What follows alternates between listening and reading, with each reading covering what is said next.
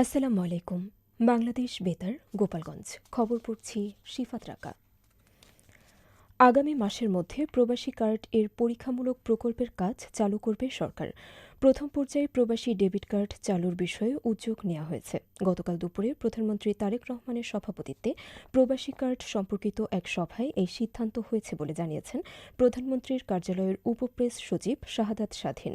তিনি জানান, এই কার্ড প্রদানে সরকারের উদ্দেশ্য হচ্ছে প্রবাসীদের সামাজিক মর্যাদা, ক্ষমতায়ন, আর্থিক প্রণোদনা প্রদান, ডুয়াল কারেন্সি কার্ডের মাধ্যমে ইন্টারন্যাশনাল পেমেন্ট ও ব্যাংকিং সুবিধা দেয়া।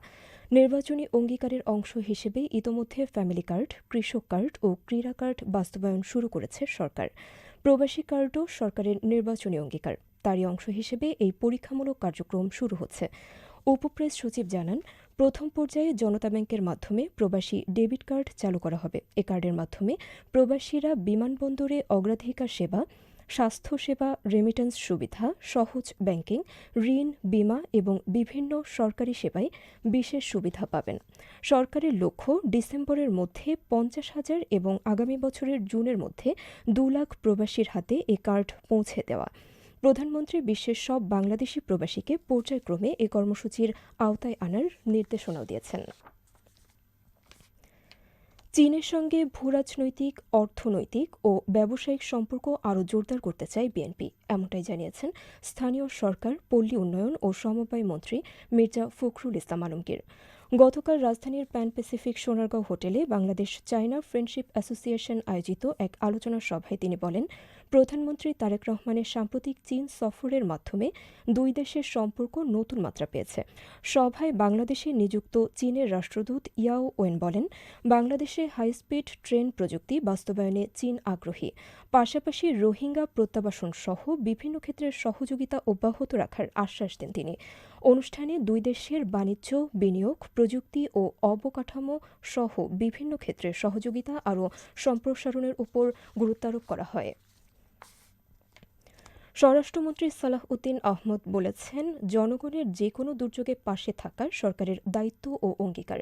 তিনি বলেন, সবার আগে বাংলাদেশ, ক্ষমতার আগে জনগণ, এই নীতিতেই বর্তমান সরকার কাজ করছে।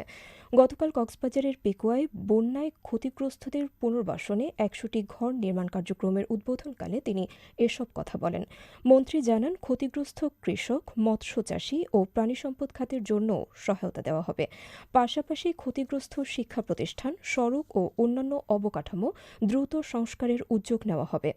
স্থানীয় প্রশাসন ও জনপ্রতিনিধিদের মাধ্যমে স্লুইস গেট ব্যবস্থাপনা জোরদার করে ভবিষ্যতে জলাবদ্ধতা ও বন্যার ক্ষতি কমানোর উদ্যোগ নেওয়া হবে বলে জানান স্বরাষ্ট্রমন্ত্রী সালাহ উদ্দিন আহমদ।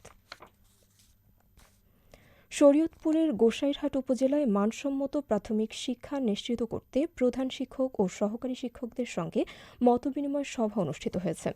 গতকাল উপজেলা প্রশাসন ও উপজেলা প্রাথমিক শিক্ষা অফিসের উদ্যোগে আয়োজিত সভায় প্রধান অতিথি ছিলেন শরীয়তপুর 2 আসনের সংসদ সদস্য মিয়া নুরুদ্দিন আহমেদ অপু। বিশেষ অতিথি ছিলেন শরীয়তপুর 3 আসনের সংসদ সদস্য শওকত আলী আজাদ। সভায় শিক্ষার্থীদের নিয়মিত উপস্থিতি, শ্রেণীকক্ষে কার্যকর পাঠদান, নৈতিক মূল্যবোধের বিকাশ এবং শিক্ষকদের দায়িত্বশীলতার ওপর গুরুত্বারোপ করা হয়।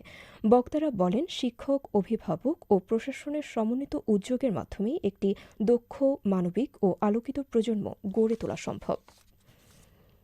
সরকারের উচ্চপদস্থ ব্যক্তিদের পরিচয় ব্যবহার করে ভুয়া হোয়াটসঅ্যাপ অ্যাকাউন্ট খুলে প্রতারণার অভিযোগে আতিয়ার দর্জি নামে এক ব্যক্তিকে ফরিদপুরের ভাঙ্গা উপজেলা থেকে গ্রেফতার করেছে র্যাব-10।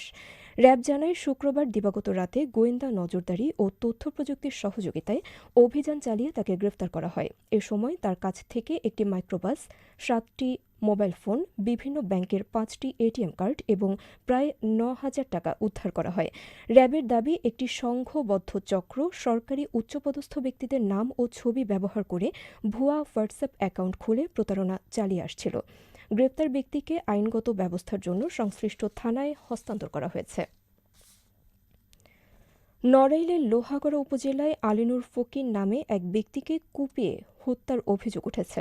গতকাল রাতে উপজেলার কুমারডাঙ্গা সরকারি প্রাথমিক বিদ্যালয় সংলগ্ন এলাকায় এ ঘটনা ঘটে।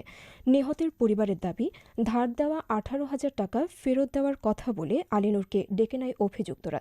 সেখানে আগে থেকে ওঁত পেতে থাকা কয়েকজন দেশীয় অস্ত্র নিয়ে হামলা চালায়। গুরুতর আহত অবস্থায় তাকে লোহাগড়া উপজেলা স্বাস্থ্য কমপ্লেক্সে নেওয়া হলে চিকিৎসক মৃত ঘোষণা করেন। লোহাগড়া থানার পুলিশ জানিয়েছে, ঘটনাস্থল পরিদর্শন করা হয়েছে। মরদেহ পুলিশ হেফাজতে রয়েছে এবং অভিযুক্তদের গ্রেফতারের চেষ্টা চলছে। ঘটনা তদন্ত শেষে প্রয়োজনীয় আইনগত ব্যবস্থা নেওয়া হবে। সবশেষে আবহাওয়া।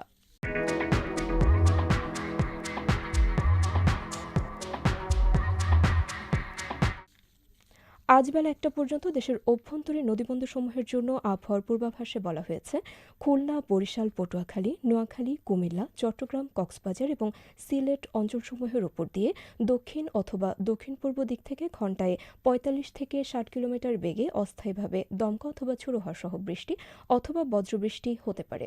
এসব এলাকার নৌবন্দরসমূহকে ১ নম্বর সতর্কতা সংকেত দেখাতে বলা হয়েছে। খবর শেষ হলো। আমাদের পরবর্তী খবর প্রচারিত হবে আগামীকাল সকাল ৮টা বেজে ৩০ মিনিটে।